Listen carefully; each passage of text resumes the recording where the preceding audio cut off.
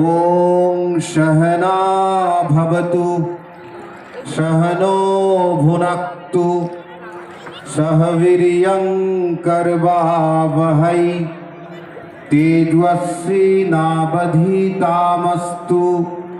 मा विद्विषावहै। ओम शांति शांति शांति। हरि ओम तत्सत। অপূর্ব সুন্দর গাছে জল দেওয়ার পর প্রকৃতিতে গাছ আমাদের পরম বন্ধু, প্রকৃতির অন্যতম শ্রেষ্ঠ উপহার। হাত ধরো, রঞ্জন দা এসো।